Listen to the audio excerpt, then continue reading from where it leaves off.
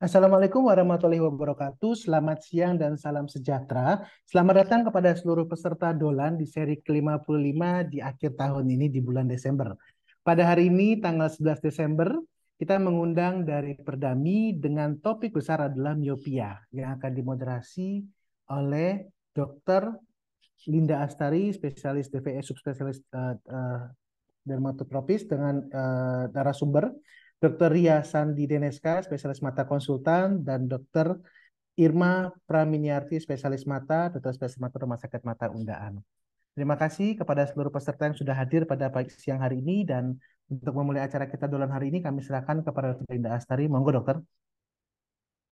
Assalamualaikum warahmatullahi wabarakatuh. Apakah suara saya terdengar jelas, Dokter Charles? Terdengar dokter? Oh ya, terima kasih Dokter Charles selaku host pada acara webinar Dolan ID sore hari ini. Selamat sore para peserta Dolan sekalian. Berjumpa kembali kita pada acara webinar Dolan ID seri ke-55 pada hari ini tanggal 11 Desember tahun 2023. Dan dengan narasumber kita pada sore hari ini yang sudah siap ini dari Perdami. Yang pertama saya sapa dulu dengan Dr. Ria Sandi Daneska, spesialis mata konsultan. Beliau adalah staf Departemen KSM Ilmu Kesehatan Mata FK UNER RSUD Dr. Sutomo Surabaya. Selamat sore Dr. Ria. Selamat sore, Dok. Iya, selamat sore Dok. Sehat Dok? Alhamdulillah sehat. Alhamdulillah. Terima kasih Dokter Ria atas kesediaannya untuk bisa berbagi ilmu pada sore hari ini di acara Dolan ID seri ke-55. Dan narasumber kita yang kedua ada Dokter Irma Praminiarti, spesialis mata. Ini sahabat saya, teman satu angkatan. Selamat sore Dokter Irma. Masih mute Dok, mohon maaf. Ya, Eh, ini enggak? Oke, halo. ya udah. Tes ya, udah ya. Sudah, Oke. sudah. Terima Selamat sore kasih. Dokter Irma. Sore, selamat sore. Sehat? Alhamdulillah sehat. Alhamdulillah. Oke.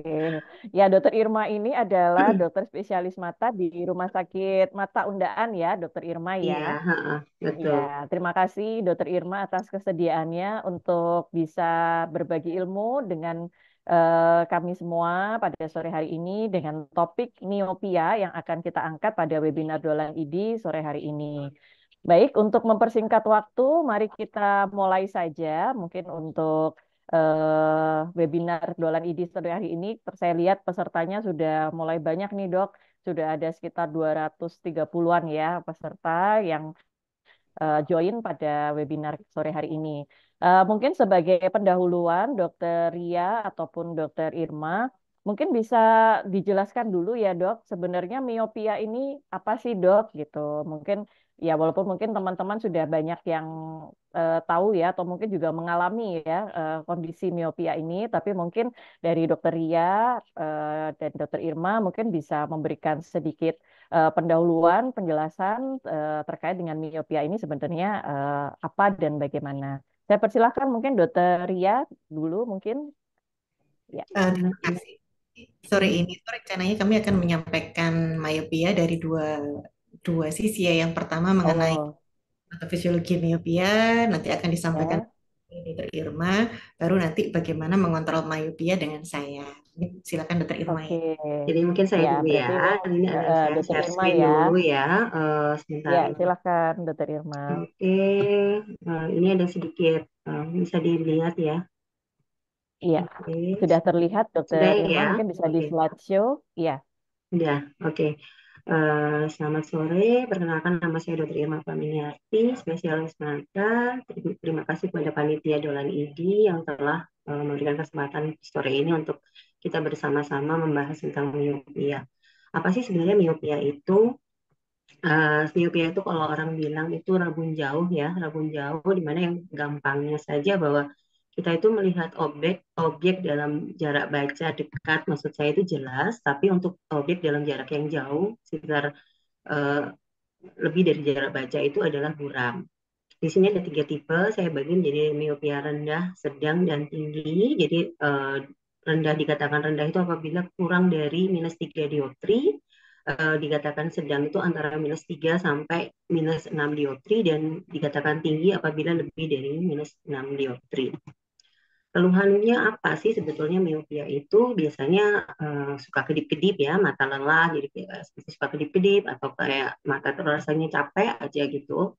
Ataupun sering mengalami sakit kepala, sering pusing. Jadi kadang-kadang anak itu pulang sekolah itu ngeluhnya sering capek, langsung tidur gitu aja, sering lalu sakit kepala, kadang-kadang sampai harus minum obat sakit kepala, obat anti nyeri maksud saya.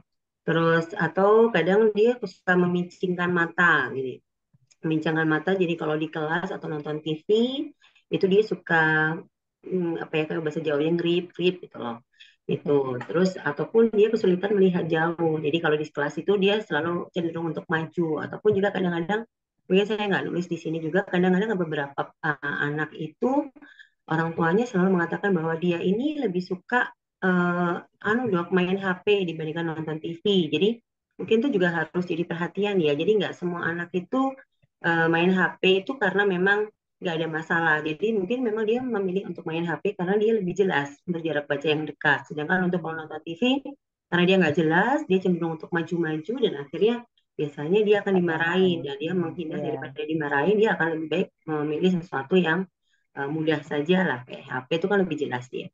Terus selain itu juga pada beberapa anak karena terkadang sulit untuk takut mengungkapkan keluhannya, screening itu akan menjadi sesuatu hal yang sangat membantu ya bagi baik si anak maupun bagi orang tua dan serta guru, supaya kelainan refraksi terutama miopia ini dapat terdeteksi sejak dini. Penyebab miopia itu apa sih sebetulnya? Jadi sekitar sekilas aja ya saya. Nah, ini saya ngambil dari, ini kan bola mata. Nah, bola matanya itu terlalu panjang, bayangan yang jatuhnya di depan.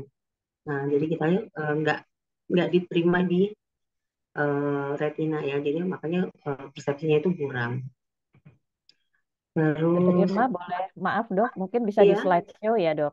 oh sorry Belum sorry, ke slideshow-nya nggak slideshow keluar ya. supaya bisa lebih jelas. Oke, sorry. Maaf. Iya, Oke, siap. sudah Terima ya. kasih. Terus ini sudah tadi, oke sudah saya ini. Nah, faktor resiko miopia itu apa aja sebenarnya? Yaitu aktivitas jarak dekat dalam waktu lama seperti membaca, menggambar, atau kadang bermain balap-balap kecil seperti Lego gitu. Itu juga salah satu yang memicu untuk terjadinya miopia. Jadi tidak hanya sekedar gadget saja ya, karena kebetulan yang memang paling sering sekarang itu adalah anak memegang HP, iya, tapi bukan berarti kegiatan-kegiatan nearsighted itu nearsight working enggak juga, enggak tidak menjadikan faktor risiko. Itu juga salah satu faktor risiko memang, tapi dengan kejadian yang lebih jarang. Terus kurangnya aktivitas outdoor. Jadi kita belajar dari kasus zaman pandemi di mana segala aktivitas itu dikerjakan secara online dan kegiatan outdoor itu sangat-sangat sedikit. Nah, angka kejadian miopia ini relatif terjadi lonjakan yang cukup besar setelah lepas pandemi karena hal-hal tersebut. Ataupun faktor risiko yang lain adalah orang tua dengan miopia, baik salah satu maupun keduanya, serta umumnya terjadi pada ras-ras Asia, utamanya Asia Timur, serta ada beberapa studi mengatakan banyak terjadi pada anak-anak perempuan. Sebagai catatan penting, di mana di sini angka kejadian miopia meningkat tiap tahun, utamanya sejak pandemi COVID-19, dan diperkirakan pada tahun 2050 akan terjadi lonjakan yang cukup signifikan, di mana sekitar separuh dari populasi dunia itu akan mengalami miopia, di mana di sini miopia itu yang apabila tidak tertangani dengan baik akan sangat mempengaruhi kualitas hidup, pendidikan, serta akan menjadi masalah ekonomi yang cukup serius. Tata laksana yang tepat sejak dini akan membantu dapat mengontrol perkembangan kejadian miopia. Terima kasih. Saya kembalikan kepada Dr. Yasani mungkin untuk topik selanjutnya. Ya, terima kasih Dokter Irma untuk penjelasan singkat ya dok tentang apa sih miopia itu, kemudian tipe-tipenya dan juga gejala dan faktor resikonya ya dok ya. Baik, mungkin sebelum kita menginjak di sesi diskusi akan dilanjutkan oleh Dokter Ria Sandi ya dok. Mungkin akan menjelaskan sedikit tentang tata laksana mungkin ya dok ya. Silahkan Dokter Ria. Ya, baik, Ya, terima kasih. Izin saya share screen.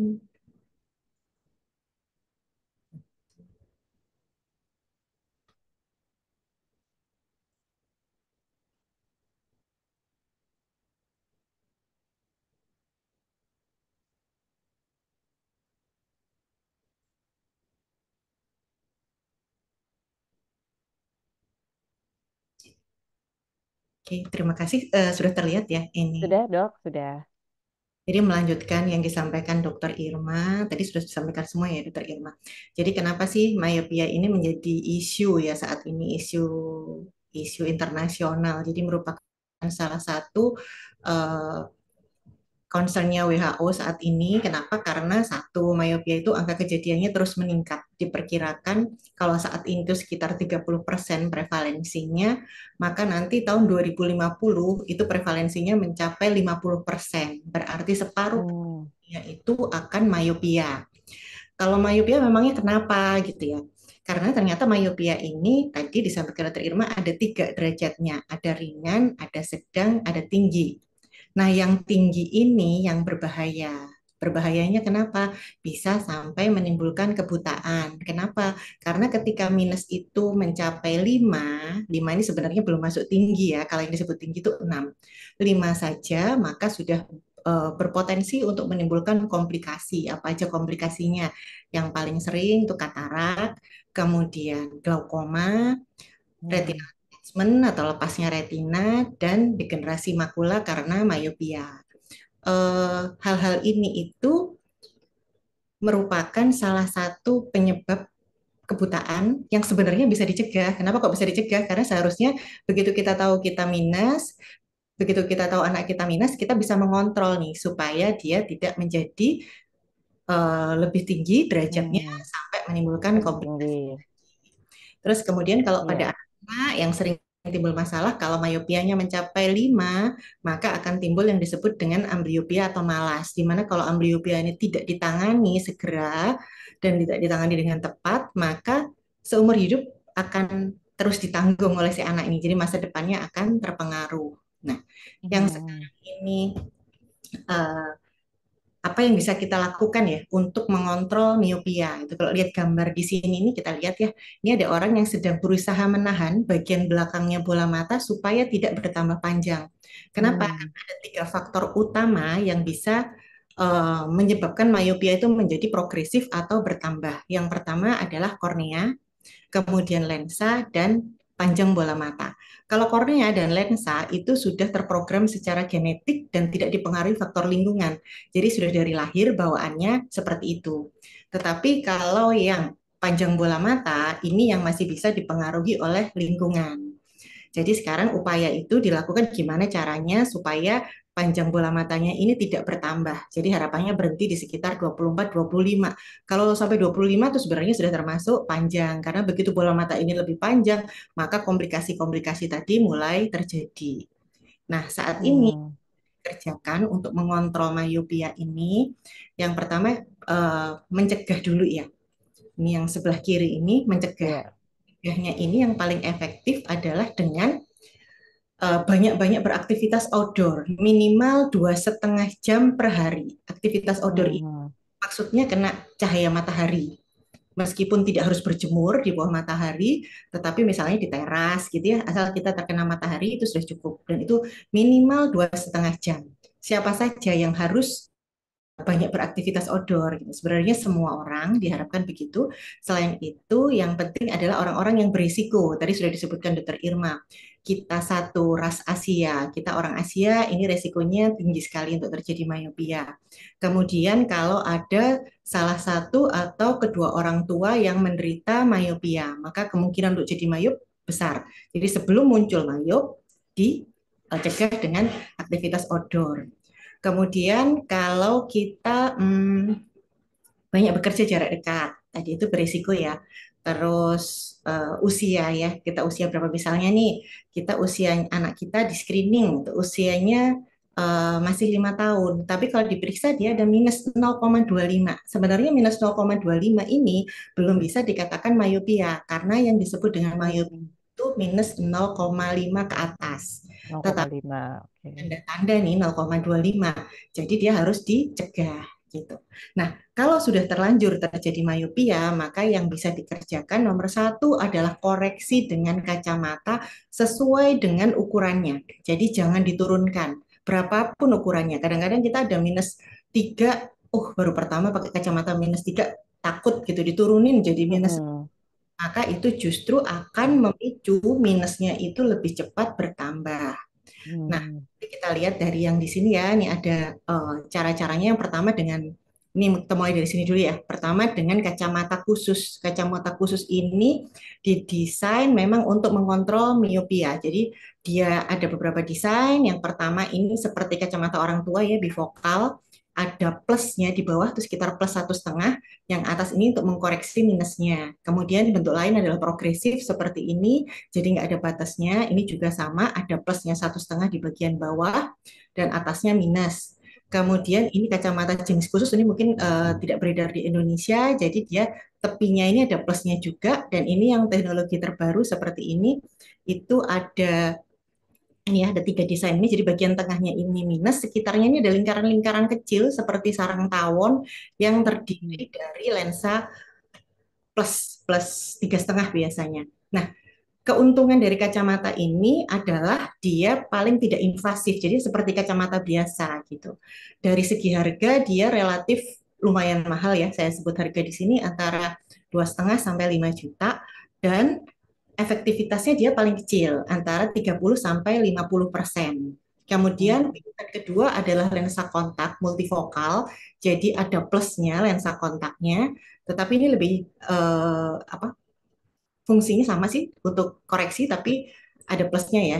Ini efektivitasnya lebih bagus, sekitar 60%, tetapi ini sayangnya tidak beredar di Indonesia. Nah, kemudian alternatif berikutnya adalah ini yang bawah. Ini adalah lensa kontak keras, ortokeratologi atau ortoke. Ini saat ini sedang happening ya, banyak dicari ibu-ibu. Jadi ortoke sebenarnya tadinya ditujukan untuk orang-orang yang tidak mau pakai kacamata. Jadi dia malam hari pakai ini, kemudian dia siang hari lepas, tidak pakai kacamata, minusnya hilang. Makanya sering disebut sebagai terapi mata minus atau apa ya, untuk menghilangkan minus. Padahal sebenarnya dia tidak menghilangkan, dia hanya merubah bentuk kornea pada malam hari. Jadi korneanya seperti ditekan malam hari, karena kan kalau kita tidur tuh tertutup kelopak mata ya. Kelopak mata ini menekan si lensa kontak ini, ortoke ini. Kemudian pagi dilepas, dia bisa melihat tanpa menggunakan kacamata, malam dipakai lagi. Begitu terus setiap hari. Nah, ortoke ini ternyata anak-anak yang menggunakan ortoke itu minusnya tidak progresif secepat kalau memakai kacamata biasa. Jadi dia efektivitasnya sekitar 60% juga. Nah, yang paling efektif itu ini tetes mata atropin namanya. Tapi yang dosis rendah. Jadi atropin itu kalau dikeluarkan oleh pabrik sebenarnya konsentrasinya 1%, setengah sama 1%. Tujuannya untuk peradangan mata yang berat, untuk psikoplegik ya. Tetapi kalau untuk kepentingan mengontrol minus, ini kecil sekali, hanya 0,01%.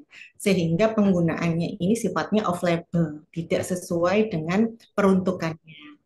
Nah, kalau misalnya sudah dengan terapi-terapi ini minusnya tetap bertambah, maka kita boleh menggunakan kombinasi atropin atau kacamata myopia control dengan atropin seperti itu. Terus minus yang diharapkan itu berapa sih sebenarnya nambahnya? Karena minus ini kan terkait dengan panjang bola mata. Dan kalau anak-anak itu masih tumbuh, maka panjang bola matanya ini juga masih bertambah panjang. Sehingga minusnya pasti masih nambah. Nah, nambah yang diharapkan itu maksimal 0,5 sampai 0,75 per tahun. Jadi kalau anak-anak sebaiknya kontrolnya itu setiap 6 bulan. Kalau 6 bulan itu sudah nambah 0,5, meskipun itu kesannya nambahnya sedikit, tetapi asumsinya kan kalau misalnya 6 bulan tuh nambah 0,5, 1 tahun tuh nambahnya 1, itu terlalu cepat. Bayangin kalau dia usia 7 tahun, oke, -2 masih termasuk minus ringan, tapi kalau dia 1 tahun nambah 1, maka di usia 15 tahun dia sudah jadi tinggi sekali di atas 5. Nah, itu yang sebenarnya kita cegah. Jadi kalau untuk anak-anak disarankan tiap 6 bulan, begitu 6 bulan nambah, maka kita harus agresif. Itu aja sih rasanya yang saya bisa sampaikan. Oh ya, ini sekarang sedang dikembangkan. Ini teori menggunakan sinar merah dan sinar biru, tapi masih dalam tahap penelitian. Itu aja Dokter Linda dari saya. Ya. Monggo ada yang Terima kasih. Iya, terima kasih Dokter Ria. Menarik sekali ya Dok penjelasannya tentang bagaimana cara mengontrol apa namanya miopia ini ya Dok ya. Memang kan kalau sekarang tuh memang lebih banyak anak-anak ya Dok justru yang mengalami miopia ini ya sejak masa pandemi mungkin ya. Karena mungkin sekarang sekolah tuh semuanya online gitu ya dengan menggunakan gadget. Tapi seperti yang disampaikan Dokter Irma tadi bahwa gadget itu bukan satu-satunya penyebab ya Dokter Irma ya. Jadi maksudnya kita juga apa namanya masih ada juga faktor-faktor resiko yang lain yang mungkin itu juga masih bisa di istilahnya dimanipulasi atau mungkin ditekan ya Dok sehingga mungkin bisa meminimalkan miopia ini. Baik, mungkin saya langsung saja ke sesi diskusi ya Dok, karena ini sudah mulai banyak pertanyaan yang masuk. Nanti mungkin dari situ kita bisa mengembangkan diskusinya ke apa namanya materi tentang miopia ini. Yang pertama pertanyaan dari Dr. Zainur Rofik, Dok. Beliau bertanya, apabila penderita miopia ini tapi juga menderita korioretinitis, apakah bisa dilakukan LASIK? Gitu, mungkin ke Dokter Ria ya, Dokter Ria ya. Tadi kan Dokter Ria, LASIK ini tadi sepertinya terapi terakhir gitu ya. Biasanya yang terakhir-terakhir ya kalau sudah ini apa tidak bisa dengan yang tapi mungkin monggo Dokter Ria silakan Dok. Mungkin bisa dijawab. baik, terima kasih. Jadi LASIK itu sebenarnya salah satu bentuk koreksi dari kelainan refraksi termasuk miopia ya. Jadi koreksi Hmm. miopia itu bisa dengan kacamata, bisa dengan lensa kontak, bisa dengan bedah refraktif. Bedah refraktif ini salah satunya LASIK gitu ya. Apakah orang dengan korioretinitis bisa dilakukan LASIK gitu ya? Orang miopia dengan korioretinitis. Jadi kalau kita melakukan LASIK itu kan harapannya setelah dilasik penglihatannya bisa lebih bagus gitu ya. Dan LASIK ini bukan operasi yang murah gitu, operasi yang cukup cukup mahal ya, relatif mahal. Hmm. Jadi kalau seseorang korioretinitis, kemudian dikoreksi kacamata maksimal, melihatnya bisa seberapa dulu gitu. Kalau setelah koreksi kacamata bisa optimal, bisa bagus, maka Hmm. mau dilasik tetap kita pertimbangkan ya. Maksudnya biasanya kalau orang dengan chorioretinitis itu penglihatannya tidak bisa bagus. Jadi kalau dilakukan LASIK ya mungkin penglihatannya tetap tidak bisa Hmm. bagus gitu. Padahal kalau kita melakukan LASIK Oh, habis dilasik kelihatannya terang ya gitu. Jadi selalu ada pertimbangan ya. gitu. Mungkin Dokter Irma mau menambahi. Oh, ya ya. Ya, silakan Dokter Irma.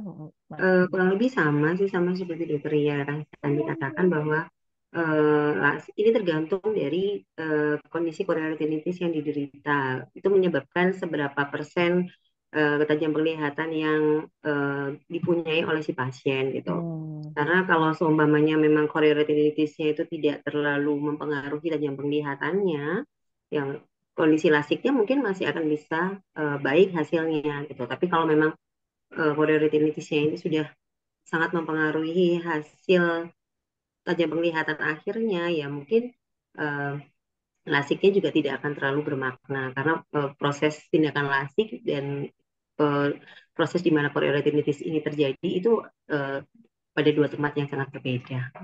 Terima Hmm, kasih. ya, baik. Baik, terima kasih Dokter Ria dan Dokter Irma. Jadi mungkin itu bisa menjadi pertimbangan ya dok ya, mungkin seberapa ininya untuk chorioretinitisnya sebelum melakukan prosedur LASIK ya, karena memang cukup mahal juga ya dokter ya. Jadi mungkin dipertimbangkan juga untuk risk dan benefit dan juga efikasinya ya, efektivitasnya. Baik, terima kasih Dokter Ria dan Dokter Irma. Kita menginjak pada pertanyaan yang kedua. Izin bertanya, Dok, dari Dokter Mulyani Aung, eh, terapi miopia derajat sedang dan berat, apakah masih bisa diobati? Pengobatan sekarang dengan hard lensa yang dipakai malam hari, apakah hard lensa itu tidak membahayakan mata? Dan bagaimana efektivitasnya? Tadi mungkin sudah sempat disinggung ya, Dok, tentang hard lensa. Nah, mungkin nanti Dokter Ria mungkin bisa sedikit menambahkan. Silahkan, Dokter Ria. Oke, terima kasih. Jadi seperti disampaikan Dokter Irma tadi bahwa miopia itu terjadi bisa karena masalah di korneanya, bisa di lensanya, bisa karena panjang bola matanya. Mm-mm. Kalau itu lensa dan kornea biasanya itu sudah bawaan ya, jadi sudah terprogram secara genetik. Maka yang mungkin bisa berubah adalah panjang bola matanya. Dan Panjang panjang bola. bola mata ini akan terus bertambah panjang selama masih masa pertumbuhan. Jadi kalau sekali kita kena miopia, itu harusnya tidak bisa berkurang, tidak bisa diobati, meskipun dikasih vitamin, minum makan wortel, minum jus wortel, bola mata ini akan tetap panjang. Jadi semua usaha itu untuk Mm. miopia itu hanya untuk menahan supaya bola mata ini tidak cepat panjangnya gitu. Tadi kalau menyembuhkan Hmm. bisa. Kalau toh eh, menghilangkan ya misalnya dengan lasik gitu. Oke, lasik itu bisa bikin minusnya jadi nol. Tetapi apakah bola mata yang sudah terlalu panjang ini bisa jadi kecil lagi? Enggak, karena kalau lasik itu yang Hmm. dirubah adalah bagian depannya. Jadi kalau Oh. misalnya nih sudah ada komplikasi retinanya tipis, sudah ada timbul apa namanya makulopati, maka ya minusnya hilang dengan lasik, tapi komplikasi yang sudah terjadi akibat bola mata yang memanjang tadi sudah tidak bisa berubah gitu. Dan Hmm. masih juga kalau obat segala macam tidak ada yang bisa ngilangin ya gitu. Kemudian Iya. hard lens. Kalau tadi yang iya, jadi anu ya dok, maksudnya jadi intinya memang tidak bisa disembuhkan, tetapi bisa di apa kontrol gitu ya dok, supaya tidak pertambahannya itu tidak cepat begitu ya dok ya untuk minusnya. Kemudian tadi untuk yang lensa keras tadi dok, tadi kan dokter Ria sebenarnya sudah sempat menyampaikan bahwa efektivitasnya itu sekitar 60% ya dok ya. Tapi untuk tingkat keamanannya bagaimana dok untuk lensa keras ini? Apakah cukup aman dan bisa biasanya digunakan untuk anak-anak juga kah, Dok, untuk lensa keras ini? Ya. Jadi lensa kontak keras ini hard lens namanya ortoke ya, ortokeratologi. Jadi Hmm. sebenarnya sama dengan hard lens biasa, tetapi Hmm. bentuknya yang berbeda. Jadi dia di atasnya itu lebih datar sehingga dia fungsinya untuk menekan kornea. Oh, prosedur Hmm. ini prosedur yang aman karena lensa kontaknya ini khusus, dia yang gas permeable, jadi bisa dilalui oksigen. Jadi Hmm.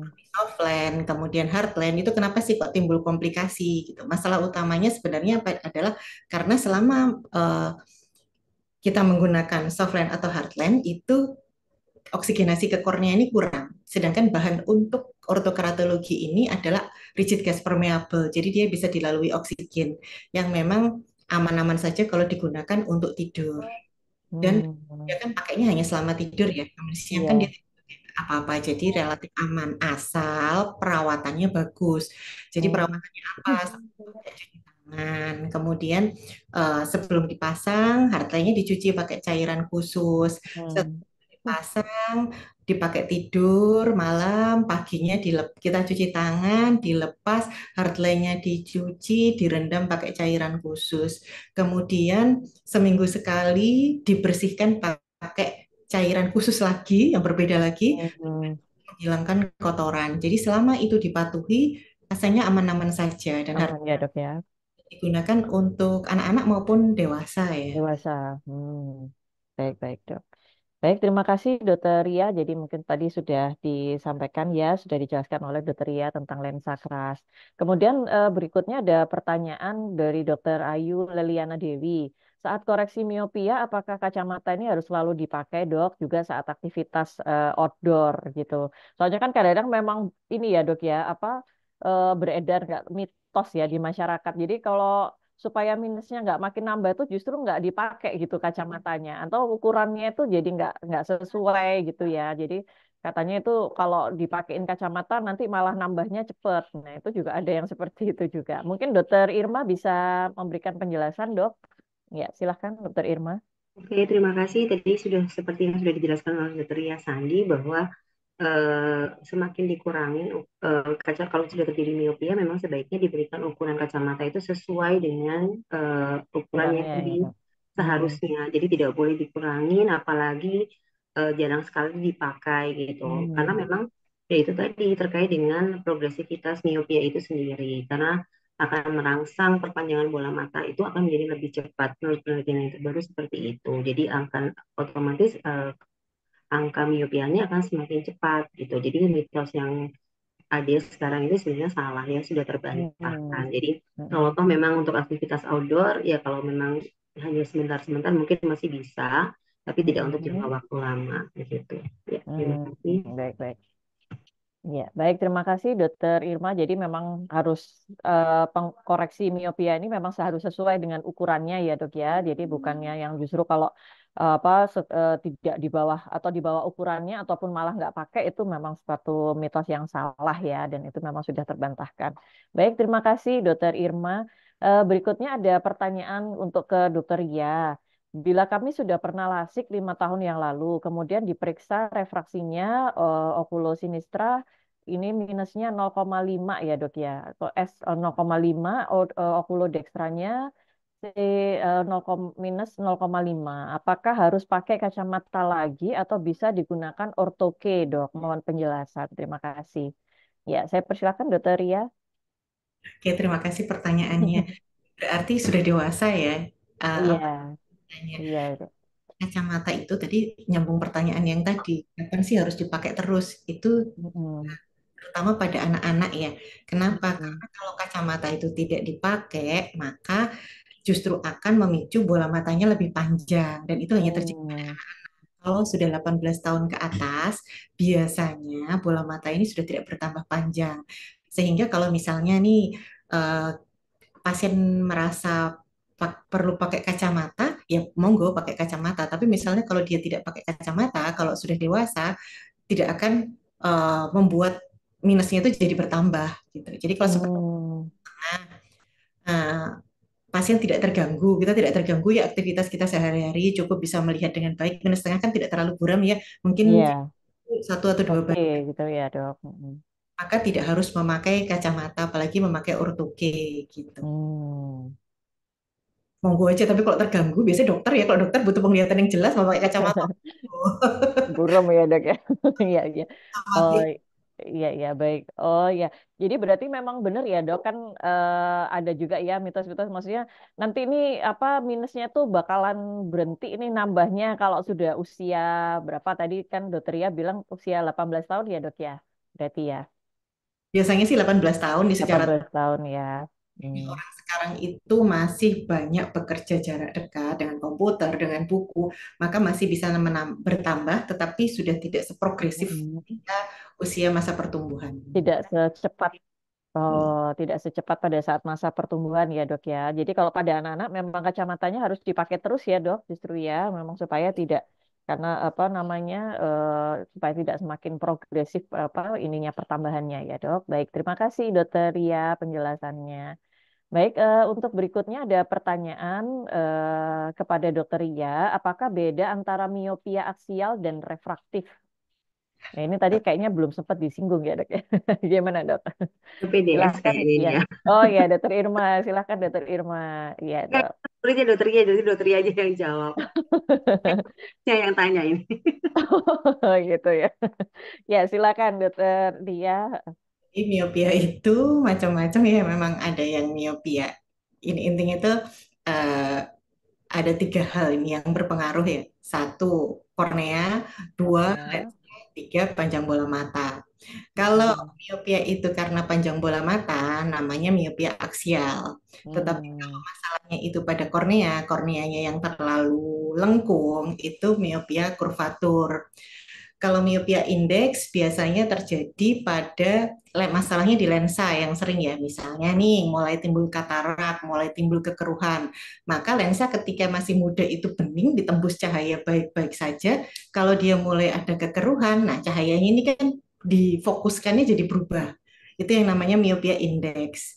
Hmm. Atau ada kekeruhan di bilik mata depan. Bilik mata depan ini kan mestinya isinya humor akuos yang bening ya, yang dilalui yang hanya dilewati aja sama cahaya. Tapi ketika dia di situ menjadi keruh, entah karena ada peradangan, entah karena gula darahnya sedang tinggi, itu termasuk juga di apa lensa ya. Maka Hmm. indeks biasnya kemampuan dia untuk dilalui itu tadinya ya lurus saja, dia jadi ikut-ikutan nih membelokkan cahaya. Sehingga itu namanya Hmm. gangguan refraktif yang karena indeks ya, itu miopia indeks itu bisa. Jadi kalau pada Hmm. orang dengan katarak ada yang disebut dengan miopisasi. Jadi kalau diperiksa seolah-olah dia miopnya tinggi, padahal sebenarnya itu karena lensanya yang mulai keruh itu tadi. Perlu. Hmm. Baik, baik, baik. Kayaknya Baik, baik, Dok. Iya. Dokter Irma mungkin mau menambahkan. Kalau ini sudah ranahnya dokter ya Sandi aja, kan lebih ke Ya, teori. ya, baik. Baik, terima kasih Dokter Ria penjelasannya. Jadi mungkin udah lebih jelas ya, Dok. Jadi ini terkait dengan apa etiologinya ya, Dok ya, penyebabnya tadi ya. Baik. Baik, berikutnya ada pertanyaan. Selamat sore, Dokter. Izin bertanya, untuk miopia yang grade tinggi, misal sampai -7, sejauh apa tingkat keberhasilan tindakan laser? Ya, mungkin Dokter Irma mungkin mau menjawab, Dok. Terima kasih. Ini yang dimaksudkan laser ini lasik ya, lasik ya. Jadi Iya, sepertinya mungkin laser ini lasik ya, Dok ya, ya. karena laser di mata ini cukup banyak ya, jadi macam-macam. Hmm. Oh Karena gitu. miopia sendiri apabila terjadi penipisan dari retinanya juga akan di laser. Jadi macam-macam lasernya. Jadi kalau Hmm. mungkin yang di sini yang dimaksud adalah mungkin lasik.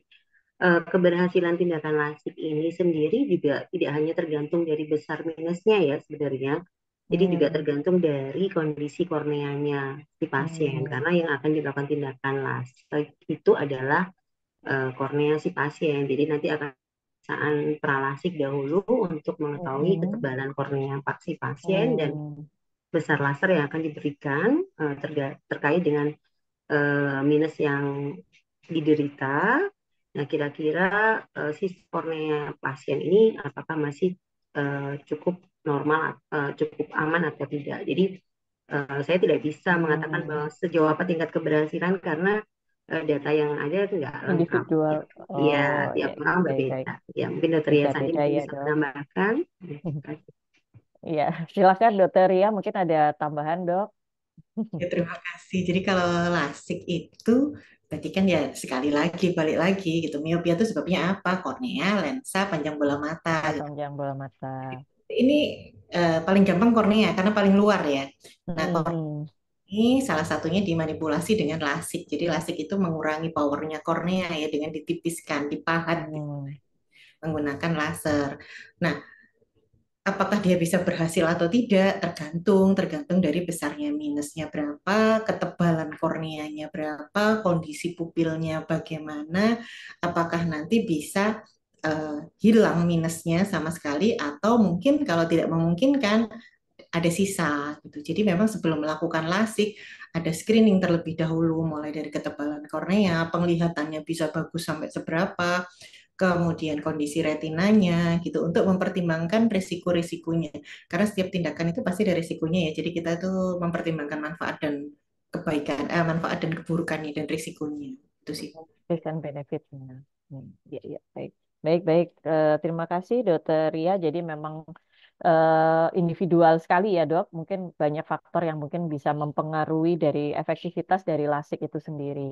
Baik, terima kasih Dokter Ria dan Dokter Irma. Ini ada pertanyaan lagi. Apakah pasien yang riwayat high myop post lasik bila melahirkan bisa melahirkan per vaginam atau harus SC? Jadi ini dia punya apa riwayat high myop ya miopia yang tinggi kemudian sudah dilasik.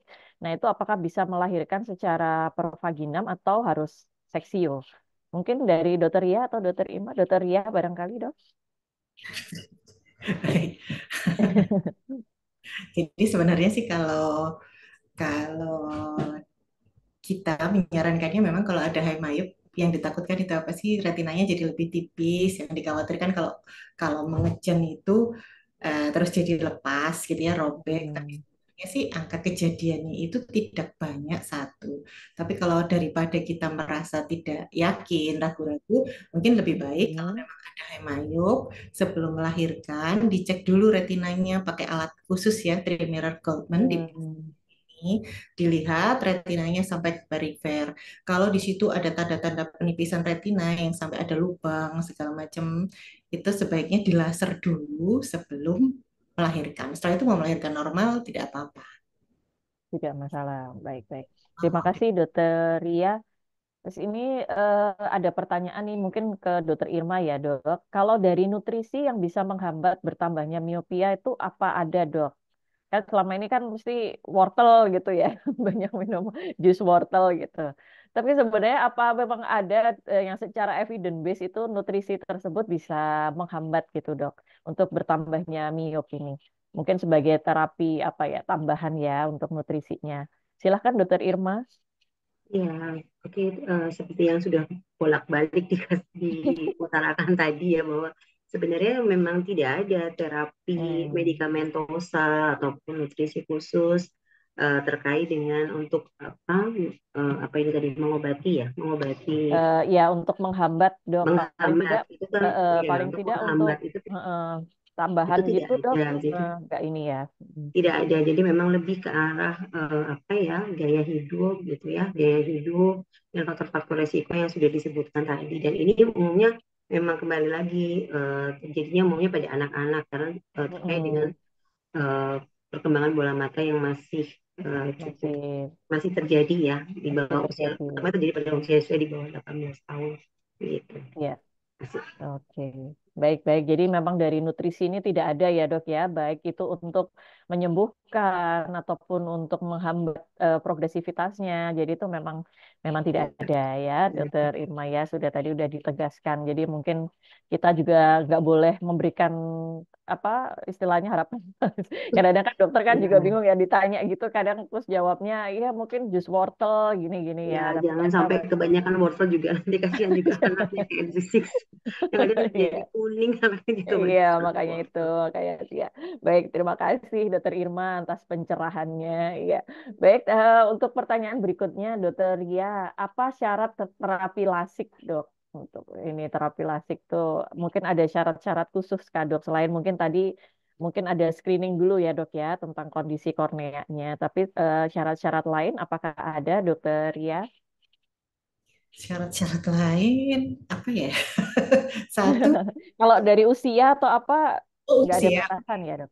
Oh, Ya gimana, minimal Dok? 18 tahun ya. Kenapa kok 18 tahun? Karena kalau kurang dari 18 Hmm. tahun itu eh, minusnya masih bisa bertambah. Kan Masih sayang bisa kalau misalnya bertambah. habis latih. Sayang ya, Dok. Mm-mm. Kemudian ketebalan korneanya harus memenuhi syarat. Terus Mm-mm. tekanan intraokulernya normal. Kemudian Mm. eh, kondisi tear film atau lapisan air matanya normal. Jika misalnya kondisi tear filmnya masih kurang optimal, masih bisa diperbaiki dulu sebaiknya sebelum dilakukan LASIK. Kemudian kondisi segmen posterior atau retina dan saraf matanya baik. Harapannya nanti prognosisnya juga baik setelahnya. Itu sih.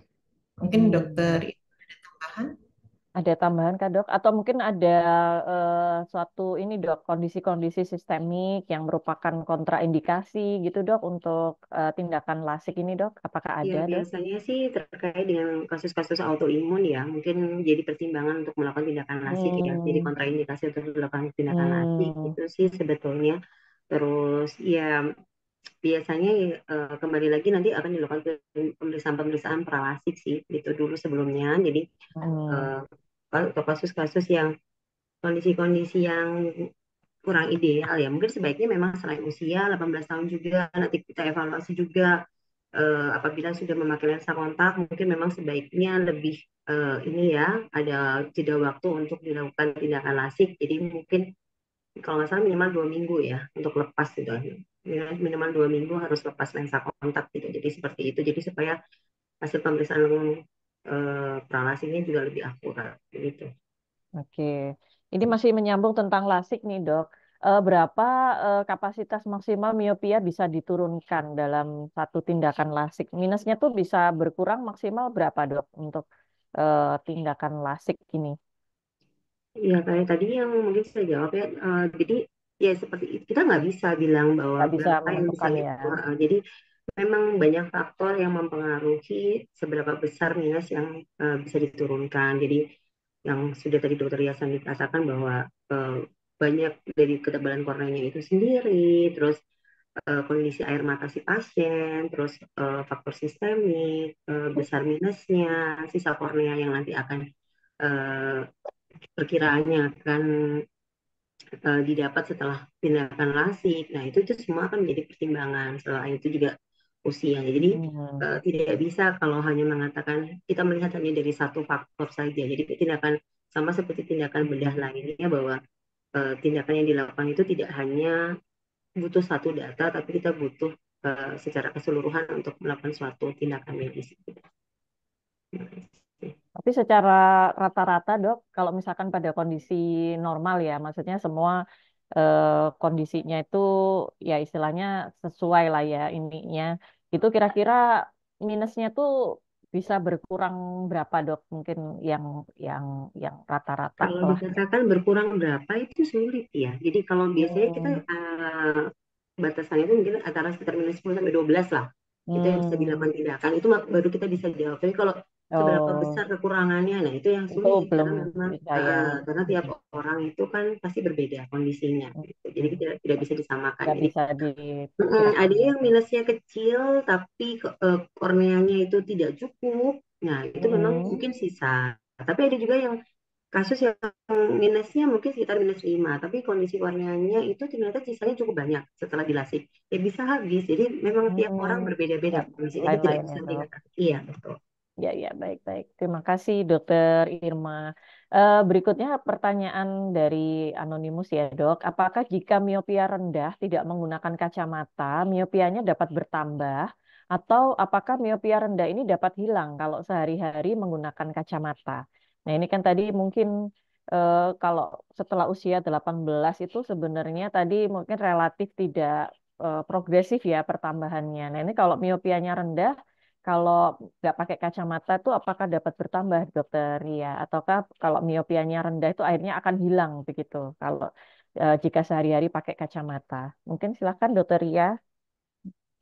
Terima kasih. Jadi sekali lagi, kalau miopia itu sekali dia muncul, dia tidak akan hilang. Kadang-kadang Hmm. saya pernah diukur, minus saya setengah. Mungkin ngukurnya yang keliru. Keliru ya, Dok ya. Jadinya beda jadi. Kalau kondisi muskulosiliarisnya spasme, Ah, itu bisa muncul minus. Padahal sebenarnya kalau kita lakukan yang namanya sikloplegic ya, ditetesin obat khusus sikloplegic, itu minusnya nggak ada. Itu bisa. Itu bukan berarti minusnya hilang. Mungkin saat pengukurannya tidak tepat waktu yang sebelumnya itu. hmm. Tapi kalau pada anak-anak, begitu kita ketemu pasien miopia 0,5, maka sebaiknya dia memakai kacamata supaya tidak bertambah. Tapi kalau pada orang dewasa, eh, kacamata itu fungsinya untuk alat bantu. Jadi monggo kalau merasa terbantu dengan kacamata mau pakai boleh, kalau enggak apa-apa. Kalau dewasa loh ya, tapi kalau anak-anak harus pakai. Ya, harus pakai terus ya, Dok. Ya, baik-baik. Terima kasih, Dokter Ria. Kemudian pertanyaan berikutnya dari Dokter Adrian Denato.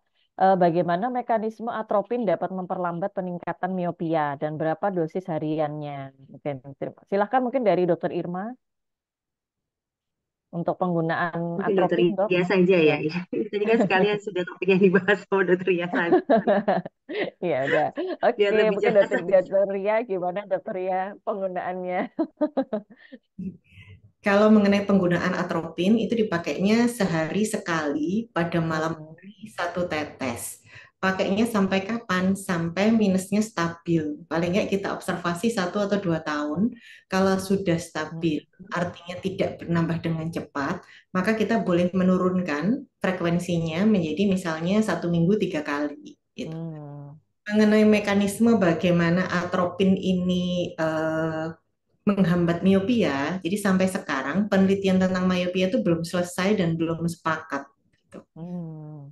Jadi mekanisme miopia bertambah itu pun bagaimana miopia menjadi progresif itu juga masih dalam perdebatan. Cuman ya itu lucunya gitu. Secara apa di manusia itu sudah dicoba bahwa ternyata atropin ini bisa menghambat, tapi mekanismenya sendiri itu sampai sekarang belum diketahui dengan pasti. Diduga ada yang bilang jurnal itu mengatakan bahwa itu karena dia merilekskan akomodasi gitu. Tapi ada juga yang mengatakan atropin ini melalui serangkaian serangkaian proses-proses biokimiawi di dalam tubuh yang dia menghambat mediator-mediator kimia sehingga kemudian dia bisa menghambat pertumbuhan dari sklera. Jadi kan yang tumbuh ini sklera ya sebenarnya gitu. Jadi kalau ditanya mekanismenya atropin bagaimana, itu kita juga belum tahu. Sama dengan kacamata tadi. Kacamata itu ada macam-macam jenisnya. Kenapa? Karena mekanismenya tetap belum tahu. Tadinya dipikir karena penglihatan kita melihat dekat terlalu sering ya kayak lihat HP, lihat komputer itu. Tapi ternyata enggak, ternyata aktivitas outdoor yang bisa menghambat miopia Oh. gitu. Aktivitas outdoor ini apa dari aktivitas outdoor? Ini juga masih belum jelas apakah mataharinya ataukah jarak pandangnya. Kalau kita di luar kan otomatis ngelihatnya jauh. Itu juga sampai sekarang masih belum jelas gitu mekanismenya. Iya, iya. Gitu. Untuk aktivitas outdoornya ini memang apa aja ya, Dok ya? Pokoknya aktivitas yang dilakukan di luar ruangan atau di luar rumah begitu ya, Dok. Untuk aktivitas outdoor yang disarankan tadi ya, Dokter Irma mungkin ya tadi. Untuk aktivitas outdoornya ini bebas ya, Dok. Apa saja ya, Dok ya. Yang penting dilakukan di Sebenarnya luar. sebetulnya eh, sih apa saja sih gitu. Asal ini kan sebenarnya lebih ke arah supaya kita merelaksasi otot-otot siliarisnya itu supaya tidak bekerja terlalu berat ya. Jadi itu hmm, selain juga ya ya ada yang mengatakan bahwa untuk memberi apa namanya ada yang mengatakan penelitian mengatakan bahwa ini supaya retinanya itu mendapatkan paparan sinar UV dan segala macam seperti itu supaya menghambat progresivitas penyakit. Tapi itu masih semua masih dalam penelitian. Tapi itu beberapa adalah salah satu usaha kita lah untuk usaha. mengurangi progresivitas ini. Jadi tidak ada aktivitas tertentu yang untuk ini. Yang jelas memang harus aktivitas outdoor. Ya. Baik, terima kasih Dokter Irma. Ini ada pertanyaan dari Dokter Hans Ariel Satyana. Selamat sore Dok, izin bertanya. Saat ini banyak anak yang sudah diberi gadget. Dari sisi dokter mata, sebenarnya umur berapa minimal anak bisa diberi gadget dan sehari berapa lama pemakaiannya agar mata tidak miopia? Dan yang kedua, apakah rule 20-20-20 bisa mencegah miopia juga selain mata lelah? Terima kasih Dok. Ya. Silakan mungkin dari Dokter Ia atau Dokter Irma yang mau menjawab, Dok. Terima aja dulu. Ya, silakan Dokter Irma. Sebenarnya begini ya, untuk gadget itu kan memang kalau dari AAO sendiri, Asosiasi American Ophthalmology itu juga memang tidak menyarankan di bawah 5 tahun itu diberikan gadget sebetulnya, kecuali untuk mungkin video call atau hanya sekedar nonton film edukasi, tapi itu pun juga sangat minimal banget ya. Jadi itu baru diberikan itu pada usia sekolah, itu pun juga hanya untuk kepentingan edukasi saja. Jadi eh, apa namanya? Jadi apa namanya? Tidak batasan minimalnya mungkin sekitar usia sekolah ya. Jadi kalau kayak sekarang itu kan memang banyak anak kecil supaya mau makan jadi dikasih gadget kayak gitu supaya dia mungkin Mm-mm. sebaiknya ya enggak lah gitu loh. Karena memang nanti kalau sudah apa mereka teradiksi nanti bingung lagi apalagi udah muncul minusnya tiba-tiba bingung lagi gimana untuk menghentikannya. Jadi sebaiknya meminimalisir untuk pemberian gadget pada anak-anak di bawah 5 tahun ataupun di bawah usia 7 tahun ya di bawah usia sekolah gitu. Terus ukuran 20-20 ya bisa membantu. Cuman ini biasanya memang untuk mata lelah, tapi lebih efektif kalau ada kombinasi antara pemakaian tindakan aktivitas di dalam ruangan dan di luar ruangan. Jadi outdoor activity itu jauh lebih efektif untuk progresivitas miopia terutama pada anak-anak ya. Ini kita ngomongnya anak-anak. Jadi uh, daripada 20-20-20 ke 20-20 mungkin lebih banyak untuk aktivitas kantor ya, pekerja gitu. Kalau untuk anak-anak mungkin tapi ya nggak apa-apa kalau mau digunakan nggak apa-apa tapi lebih efektif kalau kita kombinasi dengan aktivitas outdoor. Outdoor. Oke. Baik, berikutnya ada pertanyaan, Dok. Izin bertanya bagaimana membedakan refraksi plus dengan minus pada pemeriksaan visus dengan Snellen atau refraktometer? Apakah dimulai dari minus atau plus atau apakah dapat dikombinasikan? Mungkin dari Dokter Ria, silahkan, Dok. Oke, baik, terima kasih. Eh, jadi refraksi itu ada dua ya, refraksi objektif sama refraksi subjektif. Refraksi objektif itu kita benar-benar tidak menunggu respon dari pasien. Jadi secara objektif kita langsung tahu nih berapa ukurannya dia, apakah dia minus, plus, Oh minus ya. berapa. Alatnya ada dua, satu menggunakan autorefraktokeratometer atau menggunakan strik retinoskopi. Dari situ kita langsung tahu. Seperti kalau kita misalnya pergi ke optik ya, pasti Ada yang alat itu ya, Dok. Jadi langsung tahu minus berapa itu ya. Ya. secara objektif. Kemudian Hmm. ada yang secara subjektif. Yang secara subjektif itu yang kita diminta duduk, kemudian baca Snellen chart, terus dicobakan lensa-lensa. Mana yang lebih akurat gitu. Sebenarnya sih dua-duanya cukup akurat, tetapi kita memang tidak pernah memberikan resep kacamata berdasarkan refraksi objektif. Jadi refraksi objektif tadi dilakukan lebih dulu, kemudian diperhalus dengan refraksi subjektif. Karena yang kita berikan adalah yang paling nyaman buat pasien. Sedangkan kalau dari refraksi objektif kan kita nggak tahu nih pasiennya nyaman atau enggak. Meskipun refraksi objektif itu mengatakan -3, kalau si pasien itu dengan -1,5 sudah 6/6 visusnya dan pasien merasa nyaman, ya sudah yang kita berikan yang refraksi subjektif. Kemudian Hmm. kalau kita misalnya tidak punya ARK atau tidak punya strik retinoskopi, maka kita melakukan trial and error ya. Jadi kita coba lensa-lensa. Gimana caranya? Eh, Ingat satu baris Snellen itu setara dengan 0,25 dioptri. Jadi kalau misalnya nih visusnya 6/12, 6/12 itu kira-kira tidak bisa melihat 4 baris. Maka kelainan refraksinya plus minus 1. 4 kali 0,25. Nah, apakah plus atau minus? Yang dicobakan yang plus dulu. Kenapa? Karena kita kasih plus dulu itu untuk merilekskan akomodasi. Tetapi kalau misalnya kita langsung kasih -1, maka si pasien ini otomatis akan berakomodasi. Nah, kalau itu pada orang muda, kemudian dia berakomodasi, nanti hasilnya bisa salah sekali ya. Jadi seolah-olah minusnya tinggi. Jadi kalau mencobakan melakukan trial and error, coba dulu dengan plus, Ya. plus 0,5, plus setengah, plus 0,75. Kalau dia tidak membaik, ya sudah, berarti dia minus gitu. Jangan lupa dengan pinhole mengingatkan mungkin ini ke teman-teman GP ya. Gitu. Pinhole ini untuk membedakan apakah masih ada kelainan refraksi yang belum dikoreksi. Tambahkan. Kalau misalnya dikasih plus membaik, sudah, tapi nggak bisa 6/6 nih. Kita coba pakai pinhole. Kalau pinhole dia masih membaik, wah ini berarti refraksinya kurang gigih nih, masih kurang ditambah, entah ditambah plus atau silinder. Gitu ya kira-kira. Ya, ya. Baik-baik. Terima kasih, Dokter Ria.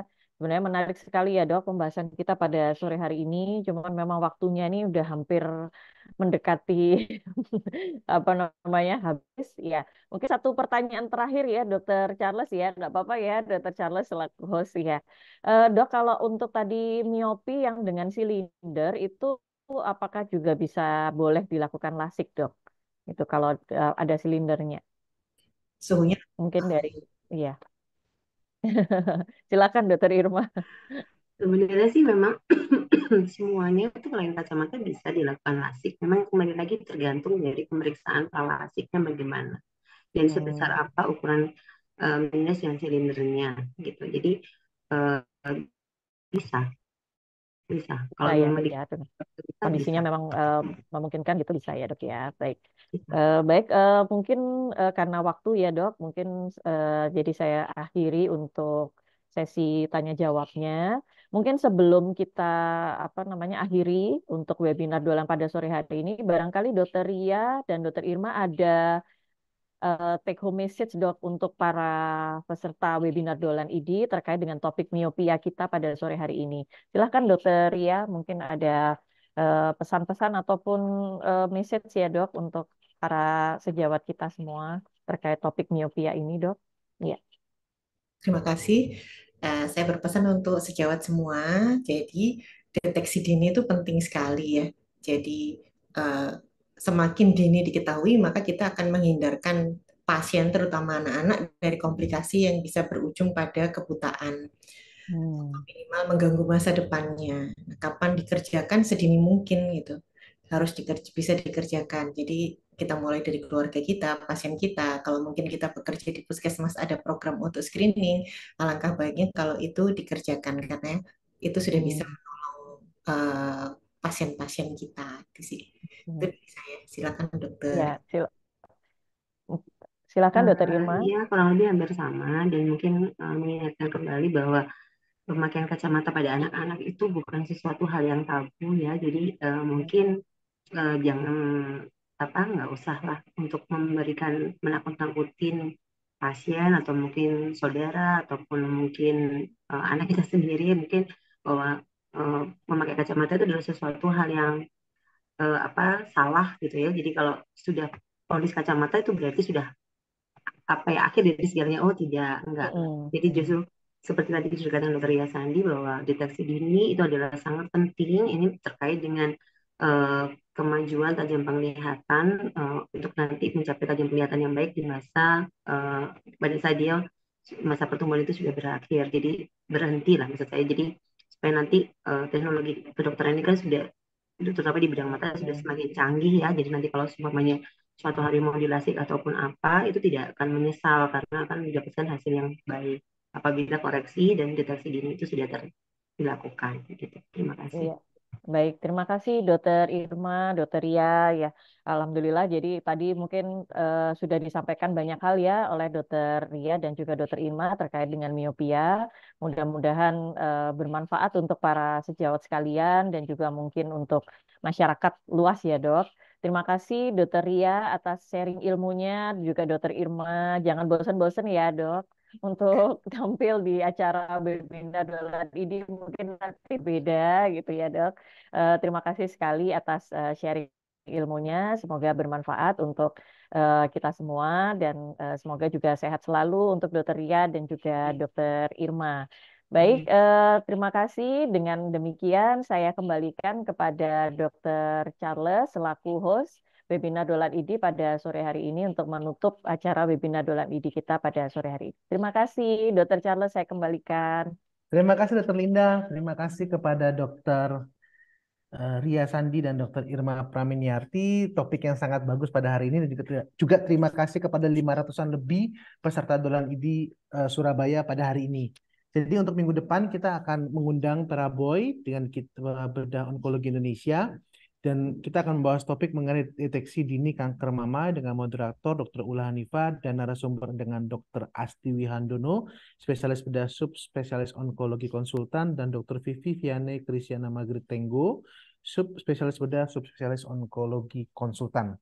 Di hari yang sama, hari Senin, tanggal 18 Desember pukul 15 sampai jam 16, kami mengundang lagi bagi seluruh sejawat dokter yang ikut Dolan ID Surabaya setiap minggunya. Dan sebagai informasi bahwa bulan ini kami hanya mengadakan 3 saja sampai minggu depan karena tanggal 25 Desember bertepatan dengan hari Senin, maka hari libur tanggal merah kami tidak akan siaran Dolan ID tapi akan dilanjutkan lagi pada tahun depan. Jadi demikian informasi dari saya. Sekali lagi terima kasih kepada seluruh pembicara dan kepada seluruh peserta. Kita ketemu lagi minggu depan di hari yang sama dan di waktu yang sama. Assalamualaikum warahmatullahi wabarakatuh. Terima kasih, Dokter Ria.